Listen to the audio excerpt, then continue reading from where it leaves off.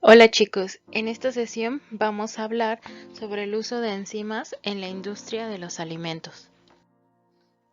Las ventajas que se puede tener de usar enzimas en la producción de algunos alimentos es que estas son altamente específicas y pueden reemplazar a síntesis químicas.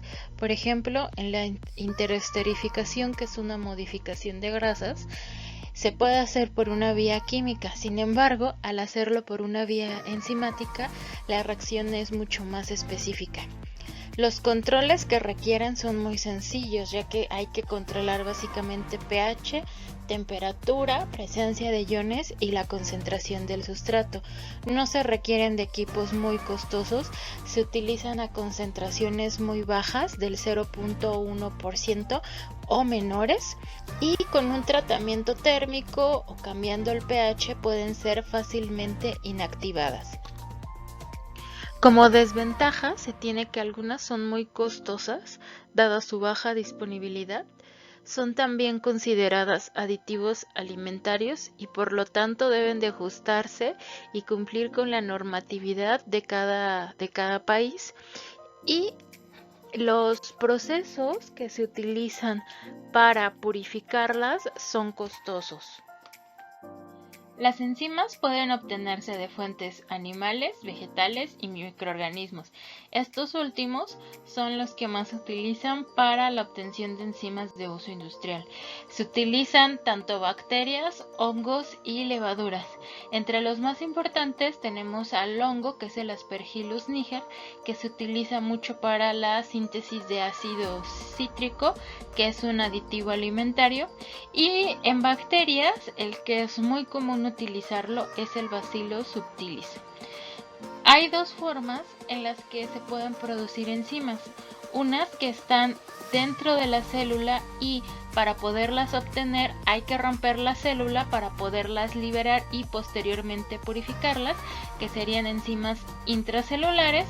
Y también vamos a tener las enzimas extracelulares, que se encuentran afuera de la célula. Una vez que se obtienen las enzimas, hay que purificarlas, ya sea con adición de algunos solventes, cromatografía, y generalmente las mezclas comerciales no son totalmente puras. La enzima viene acompañada de algunas proteínas, algunas sustancias que la ayudan a estabilizarse, algunos conservadores que impiden el desarrollo de microorganismos. Esta es una forma por la cual se obtienen enzimas a través de microorganismos. Se utilizan fermentadores, que son una especie de tina metálica que tiene agitación. Se coloca ahí al microorganismo y se adecúan las condiciones para que sean las óptimas para que se desarrolle, como temperatura, pH, concentración de oxígeno, nutrientes, etcétera. Vamos a hablar ahora de las enzimas que se utilizan principalmente en productos alimentarios. Tenemos las amilasas. Las amilasas son enzimas que van a acortar la cadena de almidón. Tenemos la alfa-amilasa, que corta los enlaces alfa 1,4, y hay otras que pueden cortar los enlaces alfa 1,6, o las beta-amilasas, que cortan por el extremo no reductor de la cadena. Al estar estas enzimas en contacto con las cadenas de almidón, pues lo van cortando en cadenas más cortas y puede liberarse glucosa, un disacárido, que es la maltosa, o otros oligosacáridos a raíz de la hidrólisis del almidón. Uno de los mayores usos de las amilasas es en la elaboración de cerveza. El cereal, que el más común es la cebada, se remoja y se deja germinar. Durante la germinación se liberan las amilasas, que son propias de la cebada, y estas lo que van a hacer es que van a ir cortando la cadena de almidón. Posteriormente se secan y se almacenan. Si no se hace el malteado de la cebada, la levadura no va a tener el sustrato para realizar la fermentación, ya que la levadura no puede fermentar como tal el almidón, necesita carbohidratos de cadena corta o en particular monosacáridos para que la fermentación sea más rápida. De igual forma, la harina de trigo tiene beta amilasa y alfa amilasa, solo que esta está en menor proporción que la beta amilasa. Al actuar estas enzimas sobre el almidón, se van a liberar también monosacáridos de cadena más corta, los cuales pueden servir como sustratos para levaduras. También como se liberan azúcares reductores, pues estos pueden participar en la reacción de Maillard, lo que nos va a dar el color y sabor en la corteza. Y al romperse también las cadenas de almidón, pues su tendencia a retrogradarse es menor. Uno de los mayores usos industriales que tiene la amilasa es en la elaboración de jarabes de maíz y jarabes altos en fructosa. Para ello, el almidón se coloca en agua y se adiciona la enzima para que ésta vaya cortando la cadena de almidón. Se van a liberar carbohidratos de cadena más corta, disacáridos como la maltosa y monosacáridos, en este caso pues la glucosa. Posteriormente se van a purificar y se va a eliminar el exceso de agua. Hasta aquí pues lo que tenemos es un jarabe de maíz, así se le conoce. Posteriormente se utiliza una enzima que se llama la glucosa isomerasa.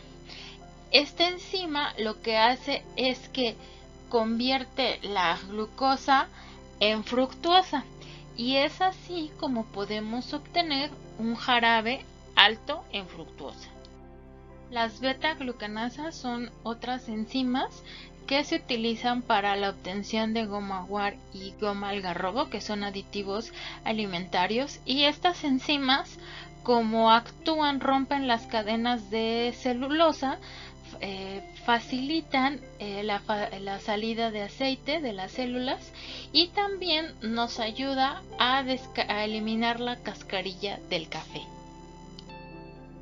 Las pectinasas son enzimas que hidrolizan las cadenas de pectina. Este también es un componente de la pared celular de los vegetales. Pueden encontrarse de forma natural en las frutas y son las que provocan su ablandamiento durante la maduración. También se utilizan industrialmente para clarificar jugos de fruta y vinos. Se agregan a la bebida y hacen que la materia que está suspendida y torne turbia, precipite para que posteriormente pueda eliminarse. También durante el proceso de maduración de frutas vamos a tener reacción de varias enzimas. Entre ellas tenemos la pectinasa, que como lo mencionamos anteriormente, nos ayuda a que la fruta sea más blanda. Las estereasas, que van a producir ésteres, lo cuales nos van a dar olores y sabores de frutas maduras, y las amilasas, que van a cortar las cadenas de almidón liberando azúcares, por lo cual aumenta el sabor dulce en las frutas maduras. La inulina es una fibra prebiótica que se encuentra en el agave y en la raíz de achicoria. Las inulasas se utilizan para romper las cadenas de inulina y así hacer preparados comerciales de inulina y jarabes de agave. Para la elaboración de leche deslactosada se utilizan lactasas. Posterior al tratamiento térmico de pasteurización de las leches, se agrega la enzima con la finalidad de que rompa la molécula de lactosa en glucosa y galactosa. y con ello se pueden obtener leches deslactosadas. Sin embargo, hoy en día también se utiliza un proceso de filtrado para eliminar la lactosa de la leche. Las proteasas son enzimas que van a romper las proteínas y tienen diferentes usos. Por ejemplo, para la elaboración de cerveza, liberan aminoácidos que pueden servir como fuente de nitrógeno para las levaduras. En cereales se utilizan para la elaboración de miso o tofu, que es una pasta de soya parecida a un queso. En el pan se utilizan para darle mayor elasticidad al gluten. El gluten es una proteína y con ello se mejora la textura. También se utilizan para la elaboración de salsa de soya, para evitar que haya materia ahí suspendida en la cerveza y esta se torne turbia, aunque también es importante controlar la actividad de las proteasas para que la cerveza pueda formar espuma. Y también se utilizan para romper las fibras musculares y así lograr el ablandamiento de la carne. Las catepsinas son enzimas que se encuentran en el músculo y una vez que se sacrifica el animal y se pierde la irrigación sanguínea, disminuye la concentración de oxígeno, el tejido se torna duro, el músculo queda contraído y la carne se vuelve dura. Al liberarse las catepsinas, estas empiezan a hidrolizar la proteína que forman las fibras musculares y con ello se logra el ablandamiento del tejido. El cuajo renina-quinosina es una de las enzimas que más se utiliza en todo el mundo para la elaboración de quesos. Pueden encontrarse preparados en los cuales la enzima se encuentra en una solución, o también hay pastillas o un polvo de cuajo. Es muy importante que durante la elaboración de queso pues se controle el pH y la temperatura para favorecer la actividad de la enzima. Además, también es necesario en algunas ocasiones añadir calcio, ya que eso también nos ayuda a tener mayor rendimiento en el queso. Las lipasas son enzimas que van a romper el enlace éster que une al glicerol con un ácido graso. Se utilizan mucho para la modificación de aceites y grasas y son deseadas en cierta medida en quesos para liberar ácidos grasos y así generar olor y sabores característicos de los quesos maduros. Para verificar la eficacia del tratamiento térmico durante la pasteurización de la leche se utiliza la prueba de la fosfatasa. Esta enzima se utiliza como referencia. Si después del tratamiento térmico no hay actividad de esta enzima, entonces quiere decir que el tratamiento fue adecuado. Si la enzima queda activa, entonces el tratamiento térmico no fue adecuado.